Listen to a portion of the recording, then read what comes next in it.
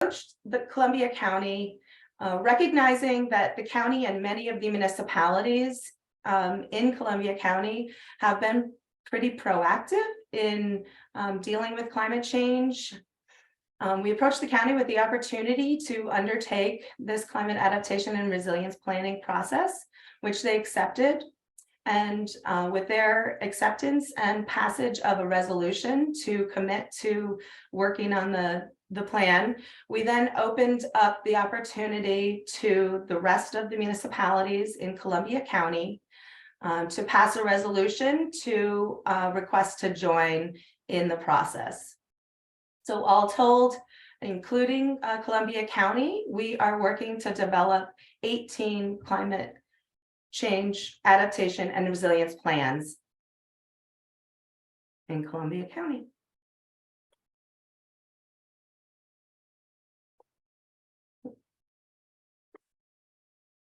I just want to make sure. Okay, so let's start off by defining what adaptation actually is. Adaptation in the context of climate change refers to a process of adjusting or modifying human and natural systems to cope with the impacts and challenges posed by a changing climate. It involves recognizing the risks and vulnerabilities associated with climate change and taking proactive measures to reduce these risks and enhance resilience. Adaptation strategies can encompass various sectors, including agriculture, water resources, infrastructure, health, and ecosystems, with the goal of minimizing those negative impacts and maximizing the positive opportunities that may arise in a changing climate. Effective adaptation requires understanding the specific climate risks and impacts to a particular region or community. And by adapting to climate change, communities and ecosystems can become more resilient and better equipped to withstand climate-related shocks and hopefully be able to thrive in this changing world. So adaptation is one of the two ways we deal with climate change. Adaptations are actions that are meant to reduce or minimize the risks or adverse impacts that arise from climate change, whereas mitigation are actions or changes in social behavior that actually reduce the cause of climate change, which is additional greenhouse gases. So this is efforts to reduce greenhouse gas emissions or actually remove them from the atmosphere.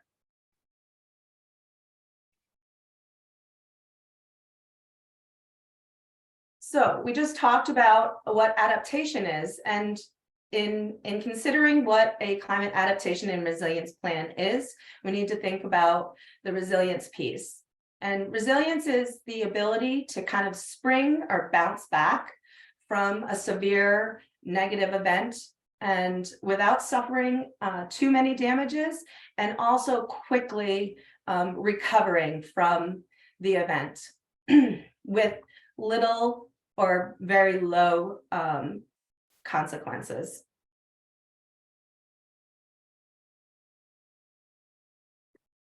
A climate adaptation and resilience plan outlines a vision and a set of strategies to improve a community's resilience to climate change. And these are based on that local community's physical, economic, and social vulnerabilities. It is different from a climate action plan, which seeks to create strategies to mitigate climate change or lessen the usage and emission of greenhouse gases.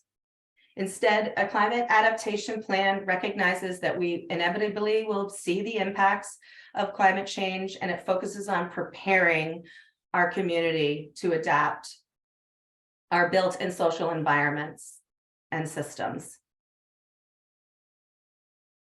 There's obviously some clear benefits to this process. It helps build the capacity for our communities to evolve with the changing conditions we're experiencing, and allows us to provide for the protection of our resources and the people in our community into the future. Additionally, this planning process is a component of the Climate Smart Communities program, which is a program in which the state recognizes and acknowledges leadership in communities or municipalities in mitigating and adapting to climate change. And this is being offered and provided to Columbia County and these communities at no cost. So let's dive in a little deeper into the effects of and impacts of climate change. In Columbia County, we are already experiencing the impacts of climate change. We plan to highlight some of the patterns that are already observed in temperature, precipitation, sea level rise, extreme weather, invasive species, and ecosystems. That's invasive species and water resources. And we'll also discuss what we can expect to see in the future. Many of the projections we're going to share today are from the 2014 Responding to Climate Change in New York State, also known as the ClimAid report.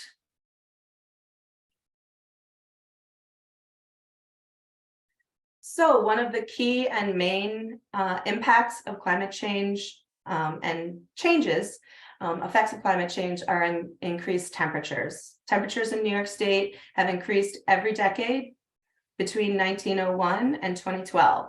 And since the beginning of the century, we have seen temperatures rise 2.5 degrees Fahrenheit.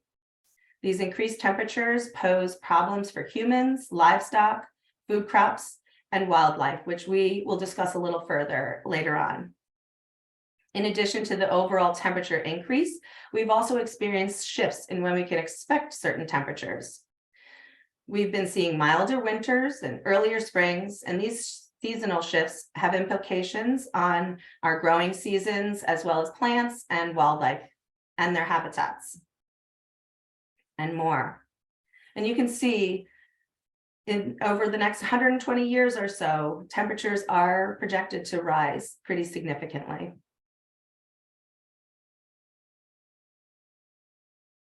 Climate change also has had effects on precipitation.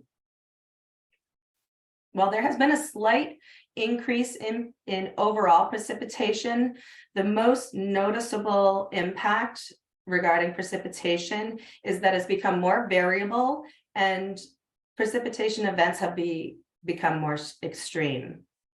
So this means that we are getting a little bit more rain and precipitation, and I think which also can come in the variety of snow, but the precipitation that we're getting in the heavy events is much larger than it used to be. It's actually 74%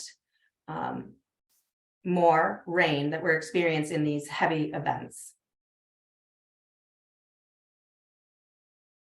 And you can see that these increases are also projected to continue to increase over the next 120 years or so, up to 26%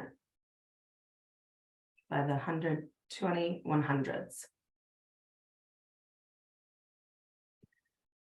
Climate change is also impacting sea level.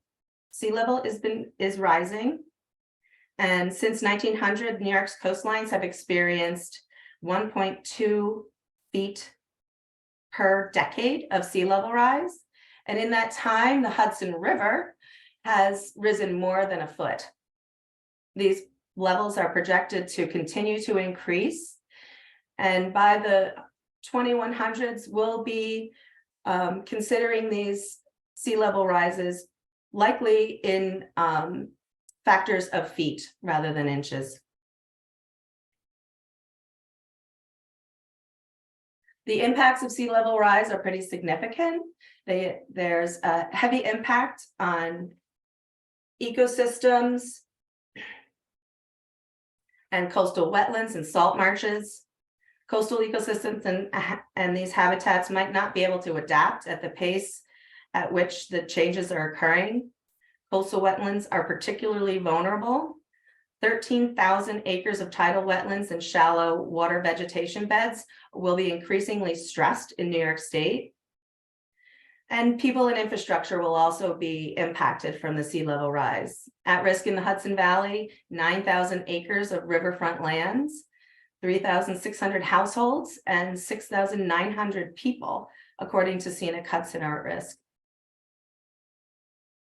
Parts of the city of Hudson and along North and South Bay have pavement and structures that may be inundated by 2100, according to Columbia County's NRI.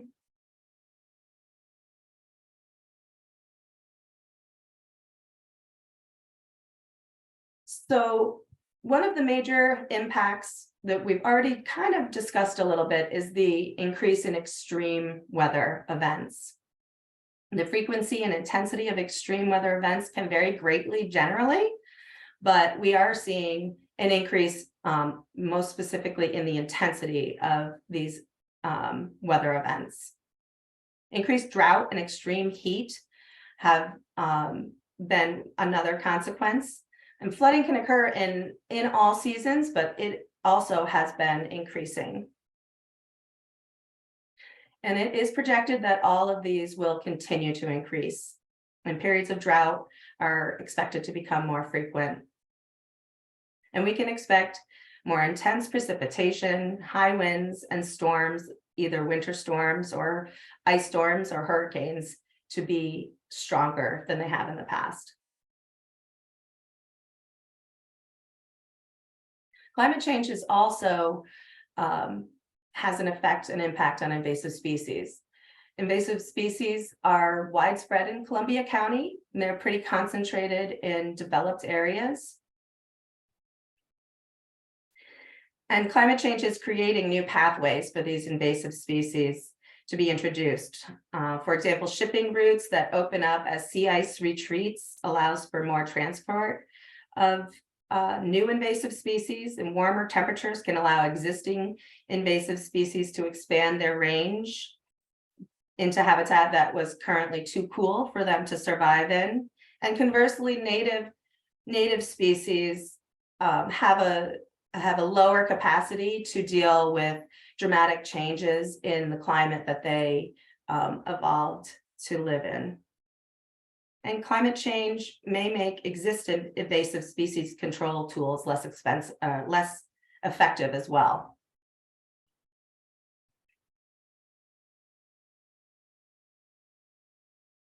Climate change certainly will have impacts on our water resources.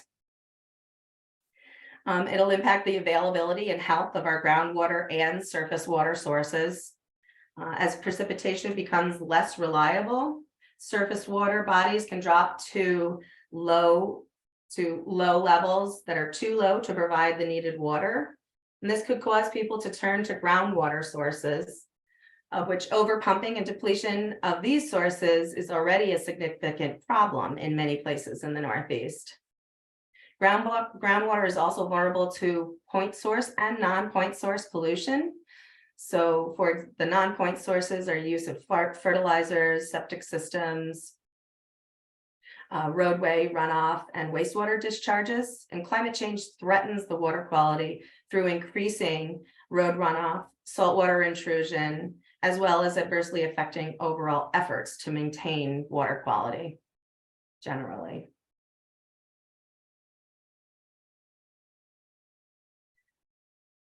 Warmer seasons and longer growing seasons and higher atmospheric CO2 may actually favor certain crops, but it also may favor those certain competitive weed species. Warmer temperatures could also be harmful to crops and livestock that are adapted to cooler climates. For example, heat stress on dairy cows can lead to lower milk production, reduced calving, and health problems. And the increased droughts that we'll experience from climate change will also be stressing many crops. Disruption of the late winter and early spring freeze thaw will likely reduce the quantity and quality of maple syrup.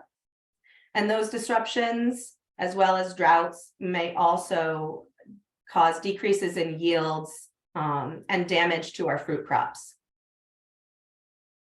Warmer winters also allow for enhanced pest survival. So warmer weather may, in addition to that, may also allow for introduction of new invasive species or interfering vegetation as well.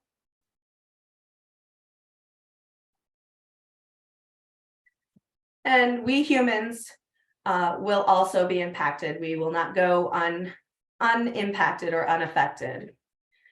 Heat is the #1 cause of death related to climate change impacts.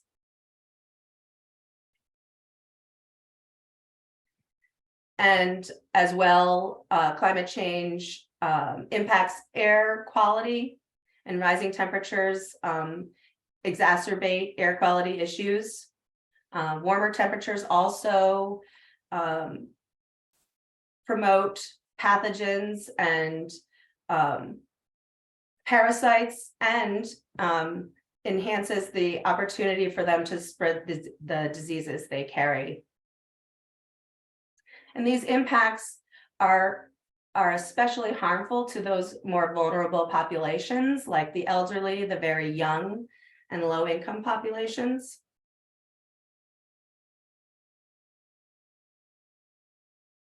So we talked about the impacts and effects of climate change. I wanted to dive into a little bit more of some of the history of the extreme storms and weather events we've been experiencing, and the related hazards that have been coming from these events. Nationwide, the trend for increased precipitation has been particularly pronounced in New York.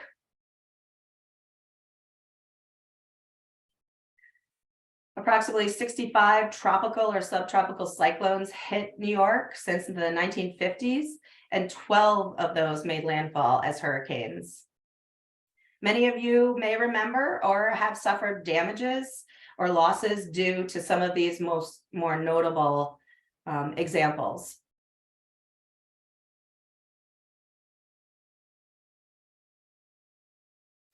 While snowfall is likely to become less frequent due to climate change, we will likely be experiencing stronger nor'easters. So the events that do occur will likely be stronger and could have increased snowfall events in those single events.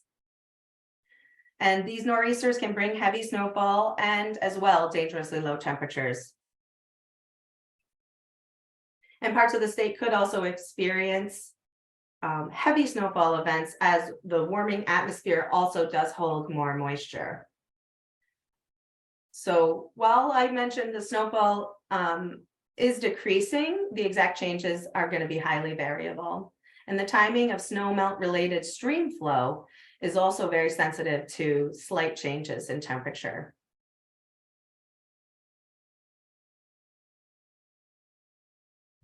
All of the areas of Columbia County are very susceptible to high winds. Past tornado events have done damage to buildings and homes, and trees and power lines were destroyed.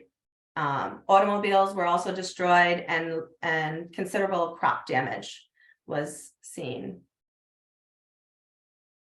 These events have also proven to be quite costly in the damage that they have caused, resulting in 11.2 million in damages from the period between 1973 and 2018.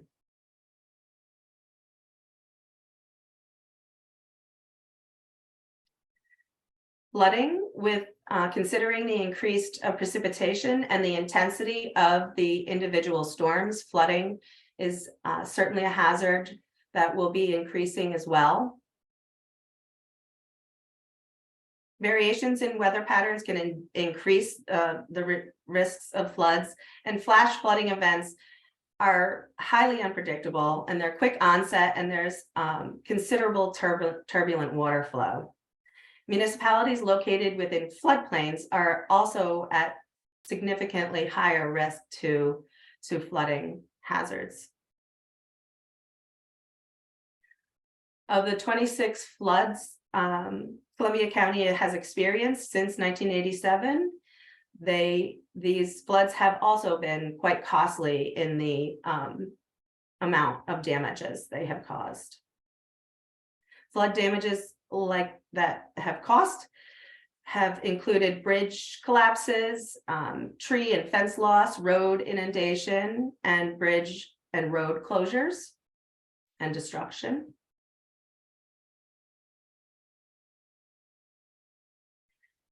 And with the increased temperatures, heat waves are predicted to increase more, and we have experienced some significant heat waves in Columbia County in the past, most recently last summer. Heat waves are defined as a period of 3 or more days at or above 90 degrees Fahrenheit.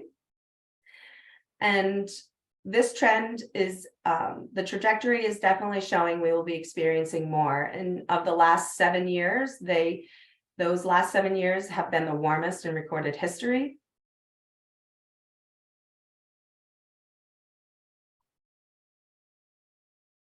And with the increased temperatures and heat waves, the potential for droughts is also a concern and a hazard Columbia County has faced in the past and will be facing again. Just last year, we experienced a pretty significant drought in which Governor Hochul ended up issuing a drought watch for the state. And here in our region, our experiences with droughts can be that we experience many, but short-term droughts known as flash droughts.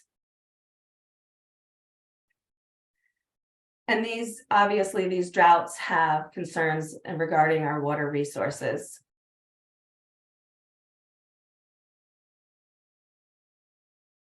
So wildfires. Drought persistent heat leads to more extraordinary wildfire seasons, and smoke from those wildfires can cause air quality issues for at least 100-mile radius. And as we've seen recently, the impacts from the air quality from fires can travel a lot farther than that.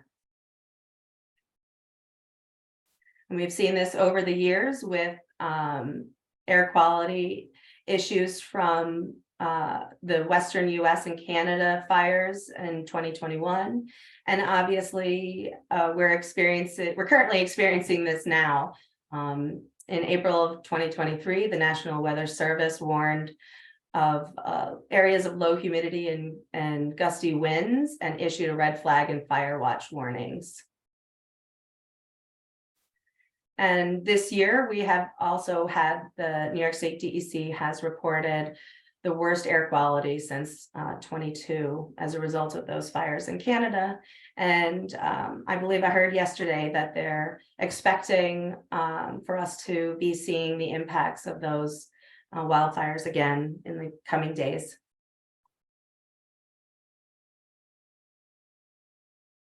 So while the wildfires themselves pose a minor risk in Columbia County, they are likely to continue to increase, and that risk will continue to increase. And there's always the consideration of the air quality issues of the wildfires that aren't even in our region.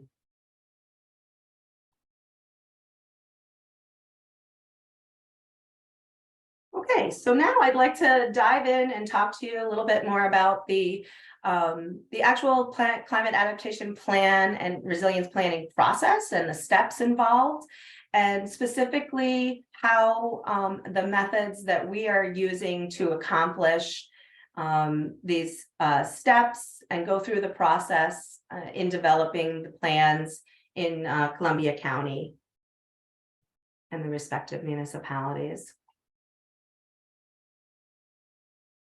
Climate adaptation and resilience planning, also known as CARP. You might hear the term, and probably will hear the term quite often in the future. It's a community-based process, and it's intended to help us prepare for the impacts that many of the impacts and hazards we just described due to climate change.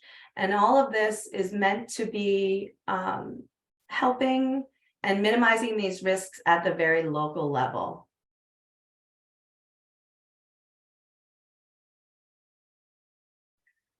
So the process, as we indicated, we've outlined about 5 steps in this process.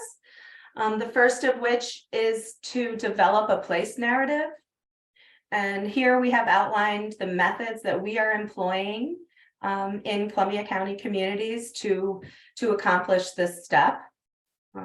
This includes data collection and mapping, the implementation of a climate smart resilience planning tool, and the distribution of a story of place and vulnerability survey. So to set the stage on what we have in our local community to protect, and what resources we have, and what our community looks like,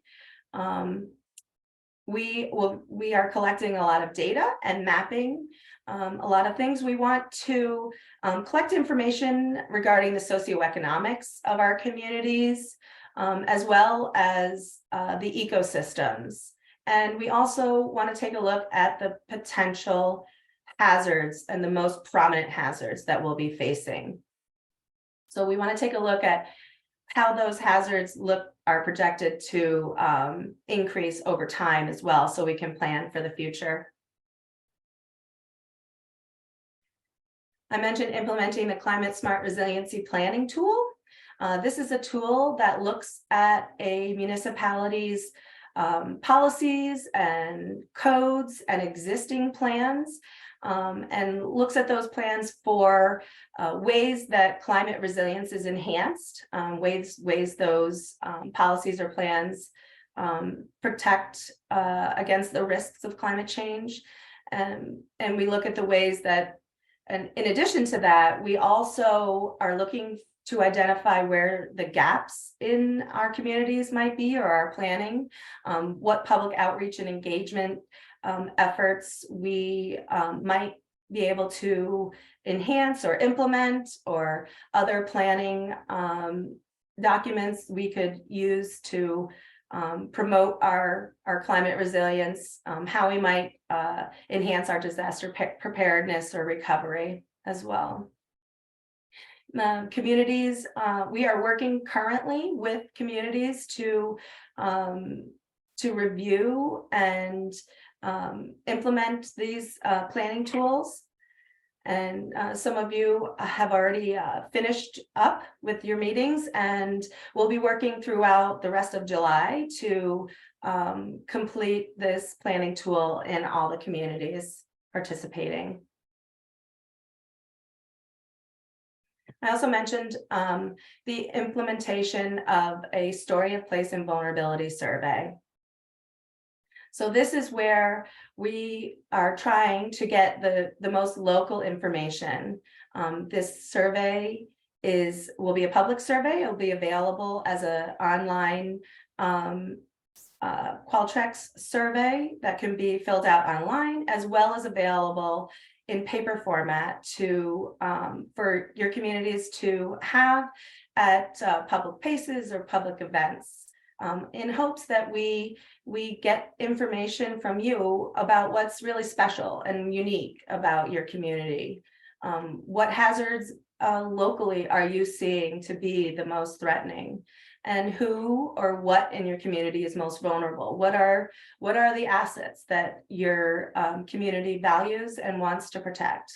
And what are the critical infrastructure that your community that is vulnerable and needs protection, or should be considered in our adaptation strategy? So step 2, we want to take a close look and develop and determine our vulnerability to climate. So again, what hazards are we facing, and locally, what hazards are most impactful in our communities? So the methods we used in the first step, some of those will also help inform the determination of the climate vulnerability. So the planning tool and the story of place and vulnerability survey will help. And additionally, we are holding a vulnerability assessment and stakeholder workshop. So this workshop is taking a deep look at our vulnerabilities, looking at the specific hazards. And we're going to be developing what's called a vulnerability matrix. So we're going to be looking at the assets in the community and the hazards that pose a risk and the level of risk that the hazards are posing.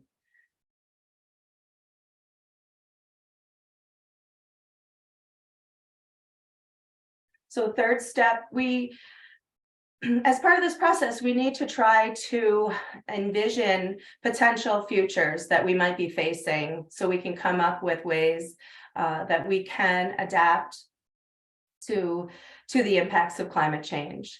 And in envisioning that, we also want to make sure we have an eye on what we want our community to look like. Where do we want to see our community in the future? And in envisioning that that future, we then can come up with the most appropriate ways that we can adapt to climate change to help reduce those risks that might inhibit us getting to our visionary community, or as well as help us make efforts to get us to the places we want to be.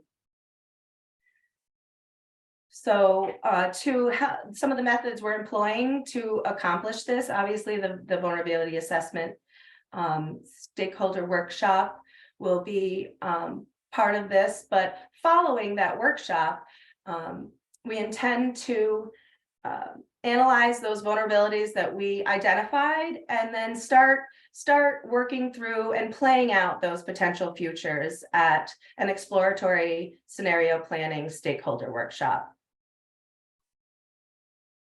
And as well, we'll be following up with looking for input from the community and the public with a second public survey, the Vision and Adaptation Strategies Survey. So the scenario planning stakeholder workshop will be an opportunity for our municipal and community representatives to take a look at what's projected to be impacting us, and then like I said, play out those potential scenarios and work towards developing recommendations for the ways that we are going to adapt to climate change and how we're going to minimize those potential risks that we identified in the vulnerability assessment. And the Vision and Strategies Survey will also serve to inform that vision for our community, as well as we hope to get input from the community and on the local level on what adaptation strategies are most feasible and most appropriate, and perhaps even ideas for new ways to adapt to climate change.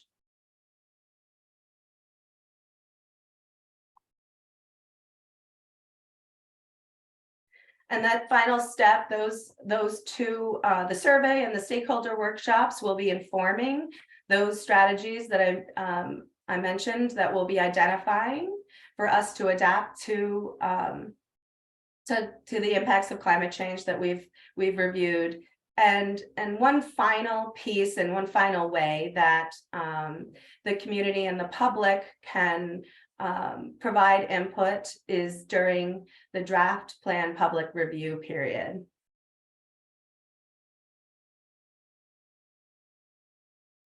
And once we've incorporated all of the stakeholder and public input, we'll be developing final plans for approval. We're encouraging communities to adopt and integrate these plans locally. And in that integration, we're looking to identify ways that we can support the implementation of these recommendations, and also looking for ways to track how these adaptation strategies might be working, how well they might be working, or and evaluate we need to reconsider. We also want to ensure that the plan has the potential resources it needs to get those adaptation strategies implemented as well.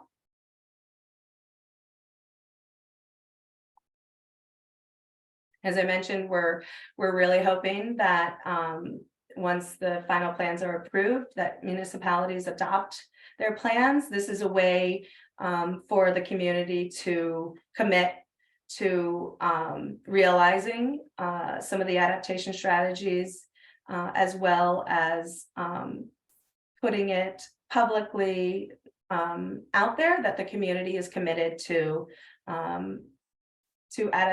climate adaptation, which is ensuring that we evolve and with our changing world, and we protect our resources and people in our communities. So, as I mentioned, there are a variety of ways that you can have your voice heard. The main avenue will be participating in the public surveys. I mentioned that the Story of Place and Vulnerability Survey will be released shortly. It will be out through the months of July and August, and we hope to have this survey available at some public or local events that might be occurring during the summer. And the Vision and Strategies Survey will likely be, if timelines are maintained relatively well, will be out during the months of October and November. And with considering climate change and increases in temperature, we may still have some outdoor public events that we can have this survey available at. I mentioned the stakeholder workshops. These workshops are places where our community and municipal stakeholders can provide input and provide the information we need to develop and identify the strategies that are best for our localities. And that public comment period is a final opportunity for the public to review and comment on the plan themselves. And that will likely be out either January or February in 2024. And our final deadline for producing and creating these plans is in March of 2024. So thank you everyone for joining us today. Looks like we actually do have some time available to us to answer some questions. So if we do have some questions, our team is available to try to get you some answers if anybody does have some questions. Audrey, we do have folks that have raised their hand. Okay. Ask their questions. Would you like to take? We have multiple. We have 4 folks now who have raised their hands. Are you comfortable with taking questions? We can work to unmute them so that they can ask their question. Sure. I think that may be something Lindsay has to do as a co-host to unmute folks. Sure. I'm going to start from Stuart Summer. I'm going to allow you to talk right now.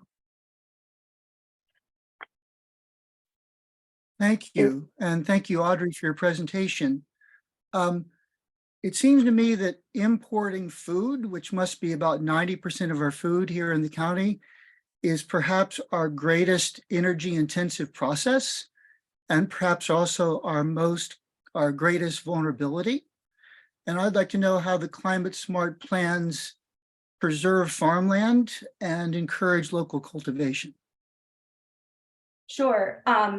Well, that is what you're describing with the conservation of farmland. And the encouragement of local conservation are adaptation strategies. And I believe and you know, through this process, we've already gone through and worked with some municipalities on analyzing their the planning tool and looking at their plans and policies. And there are a lot of avenues to try to go about promoting local food production.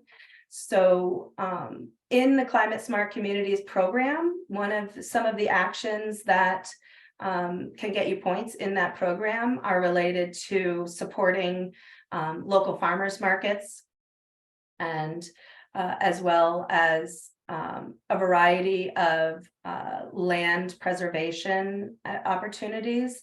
So land use planning is certainly something we will be looking at for communities to enhance their resiliency to climate change. So not only kind of looking at it from the food production side, on the ecosystem services side. So vegetated riparian areas are very important to controlling flooding, protection and maintenance of wetlands.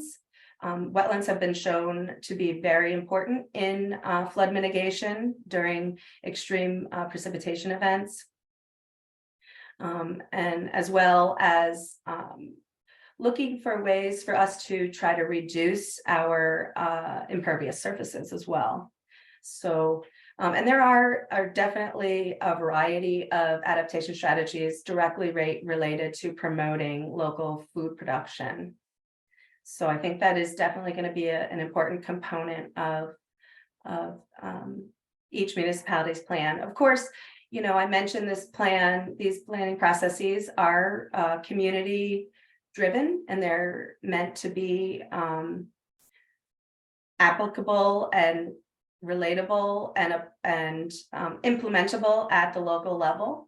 So each community and you know, we hope we'll be looking at what the community wants, you know, and the input provided to come up with these strategies. So, you know, again, why we really encourage folks to participate in the surveys and tell us about your ideas on how best and how we might seek to promote local food production. There's also municipal actions that can be taken to provide incentives for maintaining farmland, or provide incentives for local food production as well, amongst a variety of other adaptation potential strategies. Great, thank you, Audrey. Jerry Reitzman, you are now allowed to talk.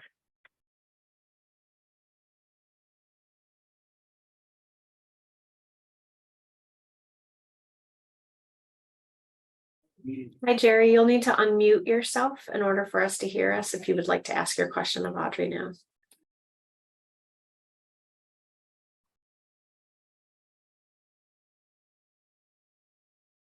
Unfortunately, I'm not hearing you, Jerry. We can come back unless that's Jerry. Yes, and Jerry, maybe if it is an audio issue, maybe try to type your question in the chat or the Q&A section. We'll move on to Eileen. Apologies if I mispronounce your last name. Deegan, just allowed you to talk. If you could unmute. Yes, hello. My name is Eileen Digan, and chat is disabled, and so is QA. That's why I raised my hand, just so in case people are wondering. My question is, when you showed the map at the beginning, it showed the towns that are participating.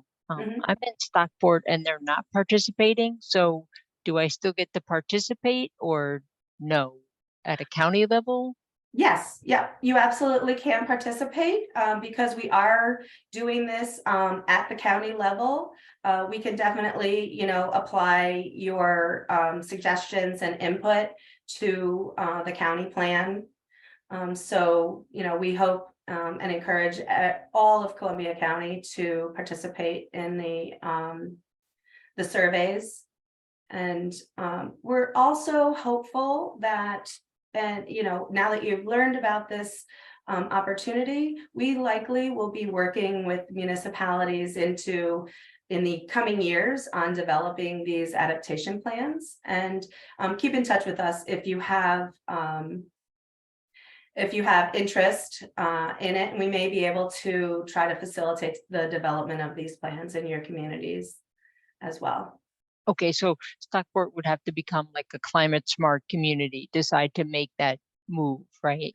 No, you don't have to be a climate smart community. We actually additionally work with municipalities to help them either assess where they might stand in that program, or also help them apply to become certified in the program, as well as working with municipalities to accomplish some of the mostly adaptation actions that are part of that program. So you don't have to become certified before, you know, we can engage with you to, you know, potentially do a plan in the future. Okay, that's good info. Thank you. And we have one more hand, Mario Verna. You're allowed to talk. If you could please unmute.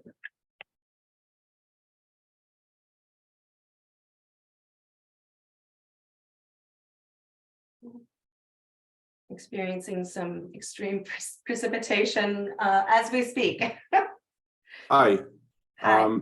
The data in your presentation shows change in climate that goes back 20, 30 years, up to 100 years. What is the climate change when the data goes back to 500, 1,000 or more years? Well, what we understand about climate change that's occurring now and has occurred, you know, approximately the last 120 years or so, is the differences are in the rate at which the climate is changing. So the fluctuation and increases in temperature that we're experiencing are happening a lot faster than they have historically in the past. But you know, we also are limited to having the comparisons. You know, we look to identify climatic conditions in different ways than we do now, which we have, you know, empirical data that we can draw on for our more recent climate analysis. So when you say that the rate of change is greater than historically in the past, again, are you just talking about the 100 years of data, or do you have data that goes farther back than 100 years? There is data about climate conditions very historically throughout, you know, prehistory, but the rate of change that I'm referring to is we also notice the marked difference in the rate of change at the point in time of the Industrial Revolution. So that was the period of time when, and it's also closely related and tied to the CO2 levels. So the increases in temperature have increased steadily as the CO2 levels in the atmosphere have increased. And much of the greenhouse gases are a product of industry and you know, our modern technology, transportation, cars. Mario, to tease out like your question a little bit more, or is your question around how do we have or accurate information of, say, what the temperature was or the climate was like, you know, back 1,000 years? Is that kind of what you're getting at? Yes. Okay, And- so- and There's some really cool techniques that scientists can use where they're and it's been a while since I've done a seminar on this, so excuse me if it's not the most polished response, but we can actually gather a lot of really wonderful information from ice cores, and Antarctica is one place where there's hundreds of feet of ice, and they can actually date how far back that ice goes, and there's air pockets within those ice that they can actually use to test what the levels of CO2 were back, X number of years. And so we've actually been able to collect quite a bit of data from these ice cores. Again, Antarctica is one of the places I know they collect ice cores. It may not be the only place, but it has allowed us to get this snapshot of what climate conditions were like, what the CO2 levels were like, as well as a whole slew of other data about the climate and air, what was in the air at the time. So that's one of the ways that scientists have been able to kind of get a snapshot view of what the climate was like, CO2 levels were like, what the temperature might have been in the past. Thank you. Would you happen to have a website that has that information? I don't have it off the top of my head, but I can get back to you in the very quick future. We can actually send resources like this. This might be actually helpful for anybody who is a participant. Yeah. So we can send it to all of the participants, but Mario, we can also get your contact information. I believe it's part of the registration. So I'll make sure I'll follow up with you after this to give Thank you. those resources. Yes, and that also leads me to just mention to everybody who registered and participated in this webinar today, we will be sending you directly sending you the surveys that I mentioned, and we can include some of those resources in that follow-up as well. And I also just wanted to mention that, these surveys play a crucial role in us understanding the unique opportunities in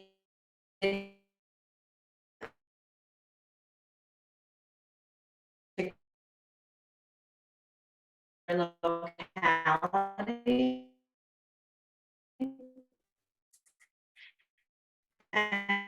And they provide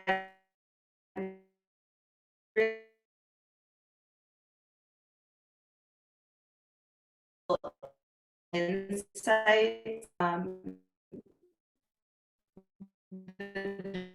diversity of the communities. We really hope to have broad representation of the members in your community, providing input into this planning process, because the best outcome will be the one that has a lot of input from the local community. So Audrey, we do have some, Susanna has asked, is there a website that has the information about the countywide plan that we can reference? We don't have a website set up specifically for it, but the county does mention that we're working on the plan, but we will be we have recorded this webinar, so we will be creating like a YouTube version of this that will also be sending around as follow-up with your communities, and we can look to have the county post some of these resources as we move along on their website. So we don't have a specific one, but we can work with the county to at least post some of the resources and this webinar. That's great, because that you just answered the next question. We'll slides be posted.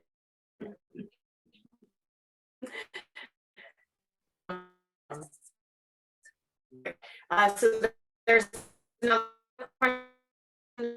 Survey referring to, is it the story of place survey? Yes, it's the story of place and vulnerability survey. That's the one that's out in the next week or so, a list and community stakeholder lists. So then you can actually identify the ones that you really want to look to perhaps update, or if there is really a need to update it. So running through that planning tool, it does take a deep dive into what's currently existing in your municipality that helps deal with climate change. So I would say, taking a look at what you've got on hand can help you then identify what you might want to try to pursue in the future, as far as like updating, planning, and this process and this adaptation and resilience plan, hopefully, if adopted, can also be we could consider integrating this plan into your other planning efforts as well. No. Did I answer that? All the questions that I've seen in the chat, at least. Okay, well, you do see my email address up on the screen. So if people do have further questions, please feel free to reach out, and I will do my best to get back to you and get you some answers.